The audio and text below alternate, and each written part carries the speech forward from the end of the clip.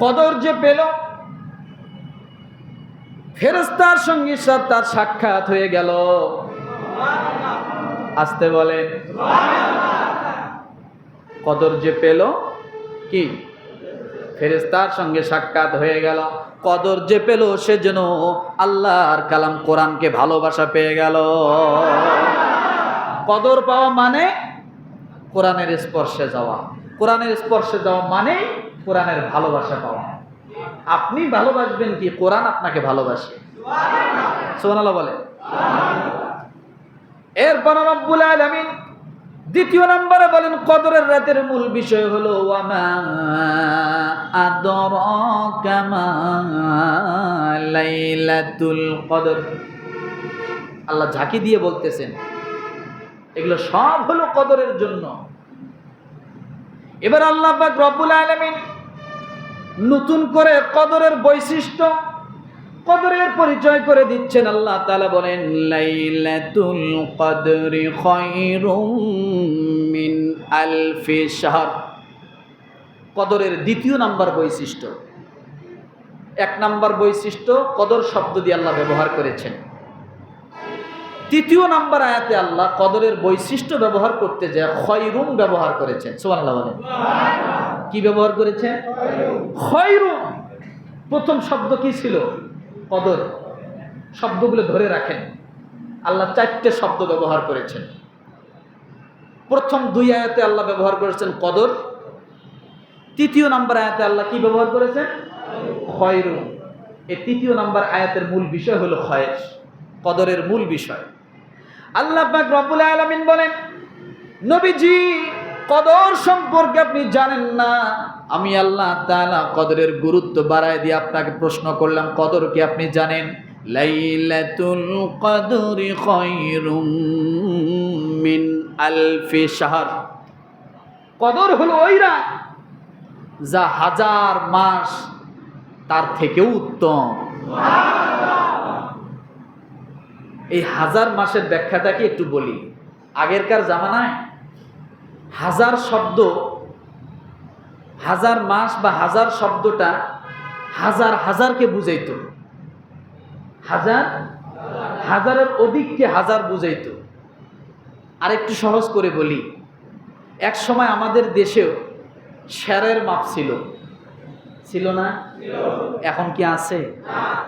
আগেরকার মানুষ সের বলতে কি বুঝতো? 1 কেজি। কথা ঠিক না? 1 সের মানে, এখনকার যুগের বাচ্চাদের সামনে যদি আপনি 1 সের বলেন চিনবে? মনে করবি এটা খায় না মাথায় দেয়। বোঝেন নাই কথা? তার মানে বোঝা গেল 1 সের অর্থ 1 কেজি, আর বর্তমানে 1 কেজি হলো 1000 গ্রাম। 1 কেজি, আবার এই 1 কেজি 1250 গ্রাম কেউ 1 কেজি বলে, মানে 1.25 কেজি কেউ 1 কেজি বলে। এখনো বাংলাদেশের অনেক জায়গায় আছে 1.25 কেজিকে 1 কেজি বলে। এটা জানেন? আছে। আমি গতকাল এক জায়গায় গেছিলাম, তো আমাকে বলতেছে যে ওই বাজারে যদি আপনি যান তাহলে 1.25 কেজিতে 1 কেজি ধরবে, 1.25 কেজিতে 1 কেজি ধরবে। এরকম হিসাব এখনো বাংলাদেশে আছে। আছে না নাই? কোন জায়গা ভাই? এই যে বোহালিয়া বাজার বলতেছে 1.25 কেজিতে 1 কেজি ধরে। তার মানে বোঝা গেল সব হাজার সব জায়গায় সমান নয়। আল্লাহ তাআলা এখানে যে হাজার ব্যবহার করেছেন তার মানে হলো হাজার হাজার, এটা কোনো কমতি নেই। এটাই হলো খায়ের, কল্যাণের থেকেও কল্যাণ, বেশির থেকেও বেশি, যার পরিমাপ করা সম্ভব নয়। সুবহানাল্লাহ বলে। কষ্ট হচ্ছে নাকি? কয়টা বাজে? আমার মাইরা, লাইলাতুল কদরি খায়রুম মিন আলফি শাহর। এই খায়রুম মিন আলফি শাহরের ব্যাখ্যাটা কেমন দেখেন। এই রাতটা যে পেল, একটা সেকেন্ড যে পেল, সে যেন এই রাতের বাহিরে 23 ঘন্টার সমান পেয়ে গেল। কয় ঘন্টা? এই রাতের 1 সেকেন্ড এই রাতের বাহিরে 23 ঘন্টার সমান। কালকে বলেন, ঈদের নামাজের পরে বলেন। 1 সেকেন্ড কয় ঘন্টার সমান? 23 ঘন্টার সমান। এবার বলবেন হুজুর তাহলে মিনিট, কথা ঠিক না? এ রাতের মর্যাদা এত বেশি, কোন মানুষ যদি এই রাতের মধ্যে ইবাদতে মাত্র 1 মিনিট কাটায়, আমার আল্লাহ তাআলা ডাক দিয়ে বলে, বান্দারে এই রাতের বাহিরে 1 মিনিট, এই রাতের 1 মিনিট, এই রাতের বাহিরে 58 দিন আমি আল্লাহর সামনে সেজদা পড়ে থাকার সমান। কতদিন? 58 দিন এই রাতের 1 মিনিটের সমান। খায়রুম মিন আলফি শাহর, এটাই ব্যাখ্যা। সুবহানাল্লাহ বলে। কষ্ট হচ্ছে? মাথায় ঢোকান, নোট করে নেন, কাজে লাগবে। আমার ভাইরা এবার প্রশ্ন করবেন, হুজুর তাহলে এই রাতের 1 ঘন্টা যদি কোনো মানুষ ইবাদতের মধ্যে কাটায়, কোরআন তেলাওয়াত করে, জিকির করে, নামাজ পড়ে, দোয়ায় অংশগ্রহণ করে, আল্লাহ তাআলা ডাক দিয়ে বলে, বান্দারে এই রাতের বাহিরে 9 বছর 8 মাস ইবাদতরত থাকা অবস্থায় যে পরিমাণ সময় যেত, এই রাতের 1 ঘন্টা বরাবর সমান আমি আল্লাহ সেই সওয়াব দিয়ে দেই। এ রাজ্যে পেল 1 ঘন্টা যে ইবাদত করলো, 9 বছর 8 মাস রাত দিন 24 ঘন্টা আল্লাহর ইবাদতে থাকার সমান। এবার বলবেন হুজুর তাহলে এই রাতের একটি রাতের সমান কত? রব্বুল আলামিন সূরা কদরের মধ্যে 3 নম্বর আয়াতে বলেন, লাইলাতুল কদরি খায়রুম মিন আলফি শাহর। যে ব্যক্তি একটি রাত পেয়ে গেল, সে যেন 83 বছর 4 মাস রাত দিন 24 ঘন্টা আল্লাহর পথে দাঁড়িয়ে থাকার চেয়েও বেশি সওয়াব পেয়ে গেল। এবার বলবেন হুজুর 83 বছর 4 মাস যদি সে ব্যক্তি ইবাদত করে, তাহলে রাত কয়টা হয়, দিন কয়টা হয়? কথা ঠিক কিনা? একটা জীবনকাল আপনার বয়স যদি 83 বছর হয়, আপনি কতটা রাত কাটাইছেন, কতটা দিন কাটাইলেন, কোনো হিসাব নাই, আছে নাকি? জীবনে হিসাব করছেন? আল্লাহ তাআলা জানিয়ে দিচ্ছেন, দুনিয়ার মানুষ 83 বছর 4 মাস তোমার যদি একটা জীবনকাল হয়, কয়টা রাত কাটাইছো তোমার হিসাব নাই। আল্লাহ বলেন 30,415টি রাত তুমি মনে হয় আমি আল্লাহর রাত ইবাদতে কাটাইয়া দিলাম। 30,415টি রাত, 83 বছর 4 মাস যদি কারো বয়স হয়, সে এই রাতগুলো কাটায়। কোন মুরব্বী যদি 83 বছর হয়, তারা বলবেন আপনি রাত কতগুলো কাটাইছেন জানেন? বলে কতগুলো? 30,415টি রাত আপনার জীবনে কাটিয়ে গেছে। এবার বলবেন হুজুর তাহলে দিনের সংখ্যা কত? রব্বুল আলামিন খায়রুম মিন আলফি শাহরের ব্যাখ্যায় মুফাসসিরিন কিরাম বলেন, কোন মানুষ যদি একটি রাত পেল, 83 বছর 4 মাস সমান ইবাদত করলো, এবার দিনের ক্ষেত্রে কয়টা হয়? 30,415টা দিন আল্লাহ রাস্তায় সে যুদ্ধে কাটানোর সমান সব পেয়ে গেল। তাহলে এবার যোগ করেন তো, 30,415 আর হলো 30,415 কত হলো? 60,830। আপনার জীবনে একটি রাত যদি আপনি পান, এই 60,830টি রাত দিন ইবাদত করার থেকেও বেশি সওয়াব হবে। চারটেখানি কথা না, এটাই নাম খায়রুম মিন আলফি শাহর। কষ্ট হচ্ছে? ও মুসলমান, রব্বুল আলামিন এরপরে ডাক দিয়ে বলেন, তানাজ্জালুল মালাইকাতু ওয়ার রূহু ফিহা বিইذনি রাব্বিহিম মিন কুল্লি আমর সালামুন হিয়া হাত্তা মাতলাইল ফজর। সুবহানাল্লাহ বলেন। এবার আরো মজা। এবার কি? তানাজ্জালুল মালাইকাতু ওয়ার রূহ ফিহা বিইذনি রাব্বিহিম, 4 নম্বর আয়াত। এটা হলো সূরা কদরের। রব্বুল আলামিন ডাক দিয়ে বলেন, সে রাতে ফেরেশতাগণ এবং রূহ নামক ফেরেশতা প্রত্যেক কাজ তাদের প্রতিপালকের অনুমতি ক্রমে অবতীর্ণ হয়। অর্থাৎ আল্লাহ তাআলা এই রাতের খাতিরে আসমানে যত ফেরেশতা আছে সমস্ত ফেরেশতাকে আল্লাহ ছুটি দিয়ে দেয়। এবার বলবেন ছুটি দেওয়ার পরে তারা কি ঘুমায় না খায়? আল্লাহ বলে তোমাদেরকে আমার ডিউটি থেকে ছুটি দিলাম এবং এবার আমার বান্দাদের ডিউটি তোমরা পালনরত হয়ে যাও। এ রাতে আমার ডিউটি করা লাগবে না। কার ডিউটি? আমার বান্দাদের ডিউটি করো। ফেরেশতা কয় আল্লাহ আপনার বান্দাদের ডিউটি আবার কি? রব্বুল আলামিন ডাক দিয়ে বলেন তানাজ্জালুল মালাইকাতু ওয়ার রূহু ফিহা বিইذনি রাব্বিহিম। আল্লাহ বলেন তোমরা এবার দুনিয়ায় চলে যাও। আমার যে সমস্ত বান্দারা শবে কদর রজনীতে মনের মধ্যে আশা নিয়া ইবাদতের জন্য সামনে অগ্রসর হলো, সকল বান্দাদের সঙ্গে আমি আল্লাহ তাদের জীবনের গুনাহগুলো মাফ করে দিয়েছি। এবার নিষ্পাপ বান্দাগুলোর সামনে তোমরা মুসাফা করে দাও। যে এই রাত্রে আসে তার জীবনের গুনাহ কি হয়? সে এখন কি হলো? নিষ্পাপ হয়ে গেল। আল্লাহ বলে এবার আমার নিষ্পাপ বান্দাগুলোর সাথে একটু মুসাফা করে আসো। এবার যখন ফেরেশতারা মুসাফা করে, ওই ফেরেশতাদের হাতগুলো কেমন হাত? কোন ফেরেশতা আপনার সঙ্গে মুসাফা করে মুসলমান আপনি জানেন না? যে ফেরেশতা আদম আলাইহিস সালাতু ওয়াস সালামের সঙ্গে মুসাফা করেছিলেন, ঈসা নবীর সঙ্গে মুসাফা করেছেন, ইব্রাহিম নবীর সঙ্গে মুসাফা করেছেন, মুসা নবীর সঙ্গে মুসাফা করেছেন, অর্থাৎ 1,24,000 পয়গম্বরের সঙ্গে যে ফেরেশতারা মুসাফা করেছে, ওই মুসাফাওয়ালা হাতগুলো দিয়ে আপনার মতো উম্মতের উপরে আল্লাহ পাঠিয়ে দেয় মুসাফা করার জন্য। সুবহানাল্লাহ বলেন, আরো জোরে বলেন।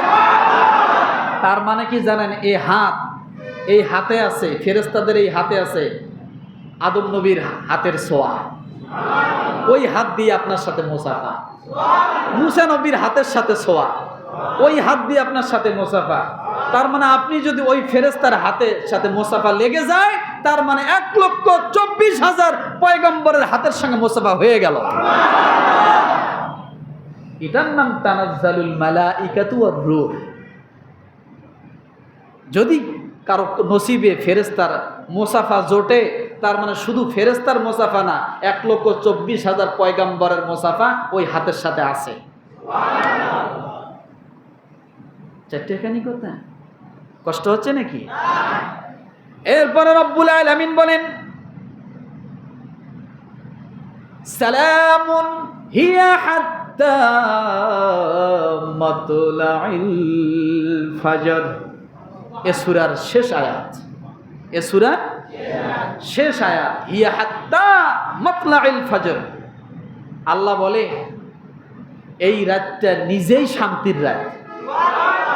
একে শান্তি বানানো লাগে না, ও নিজে শান্তি হইয়াই আসে। সুবহানাল্লাহ। ও নিজেই কি? ও নিজেই কি? সালামুন হিয়া হাত্তা মাতলাইল ফাজর। এই সালামুন শব্দের ব্যাখ্যায় আল্লাহ তাআলা বলেন এই রাতটাকে শান্তি বানানো লাগে না, ও নিজে শান্তি হইয়াই মানুষের সামনে কি ধরা দেয়। সুবহানাল্লাহ বলে। এ রাত মানে শান্তি। সুবহানাল্লাহ বলে। মাতলাইল ফাজর।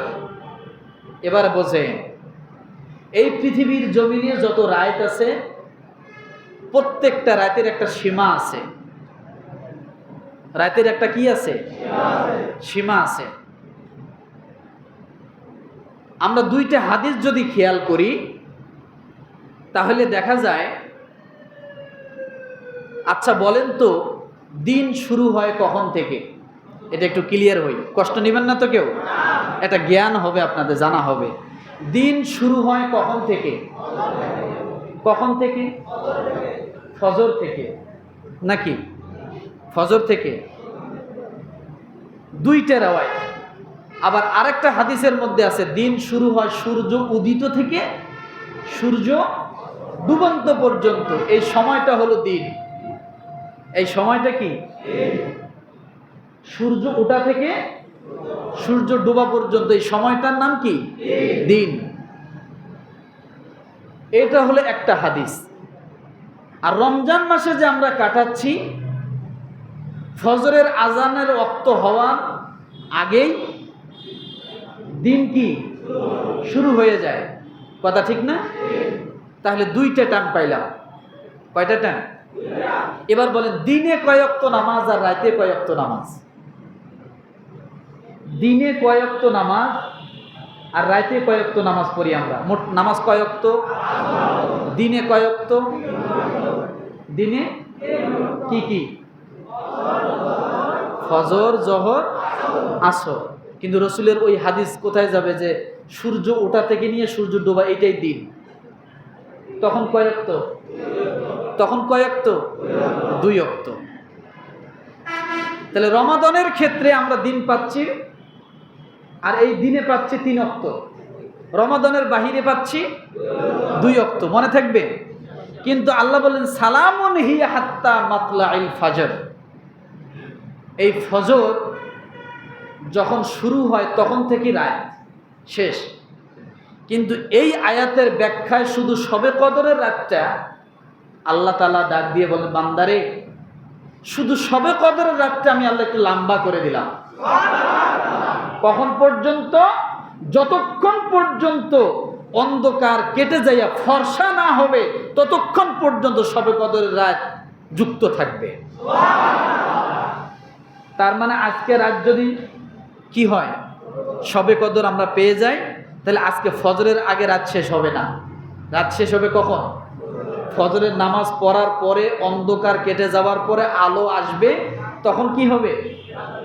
ফজরের রাত শেষ হবে। এটারই ব্যাখ্যা সালামুন হিয়া হাত্তা মাতলাইল ফাজর। এই একটি রাত শুধু লম্বা, সেটা কোন রাত? শবে কদরের রাত। আল্লাহ কদরের সম্মানে এই রাতটাকে লম্বা করে দিয়েছে, যাতে আমার বান্দারা কেউ যদি সারা রাত ঘুমাইতে ঘুমাইতে রাতে ইবাদত করার সুযোগ না পায়, অন্তত শেষ মুহূর্তে যদি একটু আভা কোনো অন্ধকার কোনো রকম দেখা যায়, এখনো ফর্সা হয় নাই, তখনও উঠিয়া যদি বান্দা 2 রাকাত নামাজ পড়ে, সে শবে কদর পেয়ে গেল। এই জন্য আল্লাহ একটু টাইনে লম্বা করে দিছে, যাতে আমার বান্দা মাহরুম না হয়। আছে না এমন? হয় না এমন? সুযোগ পাই নাই সারা রাত, কিন্তু আল্লাহ বলেন তোমার জন্য লাস্ট এটা একটা সুযোগ করে দিলাম। একেবারে অন্ধকার শেষ হয়ে যতক্ষণ ফর্সা না আসবে ততক্ষণ পর্যন্ত তুমি শবে কদরের নামাজ পড়তে পারো, আমল করতে পারো, সেজদা করতে পারো, জিকির করতে পারো। আমি আল্লাহ শবে কদরের সওয়াবই তোমাকে দেব। মনে থাকবে? তাহলে যা শুনলাম তা কি এই রাত্রে আমল করা দরকার আছে না? জোরে বলেন আছে। কয়শো রাকাত? 2 রাকাত। কয়শো রাকাত পড়বেন? ঘড়ির কাঁটা একেবারে ঠিক সই সই, মিনিটে 2 রাকাত। এমন বলে না, এ রাতে আমরা একটু জিকির আজকার বেশি করে করব, রুকু সেজদা একটু লম্বা লম্বা দিব, কেরাত একটু লম্বা লম্বা পড়ব, কিছু সময় কোরআন তেলাওয়াত করব, ভালো লাগবে না একটু ঘুমাবো, নিয়ত করে শুব যে আবার উঠিয়ে যেন আমি আবার 2-4 রাকাত নামাজ পড়তে পারি। অর্থাৎ এই রাতটা যদি আপনি নিয়ত করেন, ওই যে আমি যে হাদিসটা পড়েছি, মান কামা লাইলাতুল কদরি ঈমানান ওয়া ইহতিসাবান গুফিরা লাহু মা তাকদ্দামা মিন যামবি। কোন মানুষ যদি এই রাতে ঈমানের সাথে বিশ্বাস করে একবারও সুবহানাল্লাহ বলে, সে শবে কদর পেয়ে গেল, তার জীবনের গুনাহ মাফ হয়ে গেল। তার জীবনের গুনাহ কি হলো? বুখারী 1901 নম্বর হাদিস, বুখারী 2014 নম্বর হাদিস। কোন মানুষ যদি নিয়ত করে যে আমি শবে কদরে নামাজ পড়তে পারলাম না, হয়তো জিকির আজকার করতে পারলাম না, যা আল্লাহ শবে কদর তো গুনাহ মাফের রাত, যাও আমি তোমাকে একবার সুবহানাল্লাহ বললাম, আল্লাহ বলল যা তোর জীবনের গুনাহ মাফ। এই জন্যই বলা হয়েছে ওমান কামা লাইলাতুল কদর ঈমানান ওয়া ইহতিসাবান গুফিরা লাহু মা তাকদ্দামা মিন যামবি। বুখারী 2014 নম্বর হাদিস। যে আশা নিয়া, মনের মধ্যে আশা নিয়া ইবাদতের জন্য অগ্রসর হলো, আমি আল্লাহ তার জীবনের গুনাহ মাফ করে দিলাম। 100 রাকাতের কথা আল্লাহ বলে নাই। আমলের ওজন বাড়াইতে হবে। কি করতে হবে? আমলে সেজদা যায় যায় কি করব? আমল করব। সুবহান রাব্বিয়াল আলা, সুবহান রাব্বিয়াল আলা, একবার, দুইবার, তিনবার, চারবার, 50 বার বলতে থাকেন না। একবার তো কবুল হবে। ওই যে এখন ঈদের সময় বলছিলাম কয়েকদিন আগে যে বাচ্চারা কিন্তু এখন যতক্ষণ মার্কেট করে দেন নাই ও কিন্তু জপতেই আছে। ও আবু মাকে নিয়ে ভাত খায় না, আছে না, ঘুমায় না, কথা কইলে শোনে না, আরেক দিকে বেকা হয়ে থাকে। ও জামা টানতেছে, মার্কেটের জন্য খুব বিরক্ত করতেছে, করতে করতে করতে করতে আপনি এক সময় রাগ হয়ে দেও তো 7টা গায়ে দিয়ে যাই, 7টা গায়ে দিয়ে 500 টাকা পকেটে নিয়ে যাওয়ার একজোড়া স্যান্ডেল হলো কিনে দিতেছেন। দেন না? কখন দেন? বিরক্ত হওয়ার পরে। আপনি সুবহানাল্লাহ, সুবহান রাব্বিয়াল আলা বলতে থাকেন না। সমস্যা কি? আল্লাহ শুনতে শুনতে শুনতে শুনতে এক সময় ফেরেশতাকে ডাক দেবে, ওই ফেরেশতা আমার বান্দা এত জপতেছে, আর কত জপবে, আমি ওকে মাফ করে দিলাম, যা। এই জন্য আমলে ওজন বাড়াইতে হবে। কি বাড়াইতে হবে? ওজন বাড়াইতে হবে। আর এই রাতটা হলো কোরআনের রাত। এই রাতটা কি? কোরআনের প্রতি ভালোবাসা রাখা দরকার আছে না নাই? মহাব্বত রাখা দরকার আছে না নাই? এই কোরআনের মহাব্বত, কোরআনের ভালোবাসায় আমরা হয়তোবা কবর থেকে নিয়ে আখেরাত, কিয়ামতের ময়দান থেকে নিয়ে জান্নাত, আল্লাহ তাআলা হয়তো এই কোরআনের মহাব্বতে আমাদেরকে পার করে দেবে। যেহেতু এই রাতটা কিসের রাত? কোরআনের রাত। তাহলে কোরআনের মহাব্বত রাখা দরকার আছে না নেই? এই যে সারা মাস আমরা যারা খতমে কোরআন তারাবি পড়লাম, মহাব্বতে পড়ছি না রাগ করে পড়ছি? বেজার হয়ে পড়ছি? কেউ কি জোর করে বাঁধে নিয়ে আইছিল? হ্যাঁ, জোর করে বাঁধে নিয়ে আইছিল? দুনিয়ার মানুষরে জোর করে বাঁধলেও, চোরকে জোর করে বাঁধলেও দেখবেন ওর যেটা অভ্যাস সেটা কিন্তু করে, আছে না? ওই এক পকেট মারলে কয়েকজন পুলিশে ধরছে, ধরার পরে হাতের মধ্যে হ্যান্ডকাপ পরাইছে। কি পরাইছে? হ্যান্ডকাপ পরাইয়া ওকে, ওই চোরকে নিয়ে বাসের মধ্যে আইতাছে। এখন বাস থেকে থানার সামনে নামছে, ওখানে কিছু দোকান আছে। এই পকেট মায়ের হ্যান্ডকাপ পরা অবস্থায় থানার সামনে নামিয়ে দেখে চায়ের দোকান। পুলিশরে ডাক দিয়ে বলতেছে, স্যার আসেন চা খাইয়া যাই। কি বলছে? কারে বলছে? কে বলতেছে? চোরে, পকেট মার, হাতে কিন্তু হ্যান্ডকাপ পরা। তা পুলিশে জিজ্ঞাসা করছে যে চা যে খাবি, টাকা টাকা কো, বিল দিবে কেরা? কয় আমি দিব। কে দিবে? আমি দিব।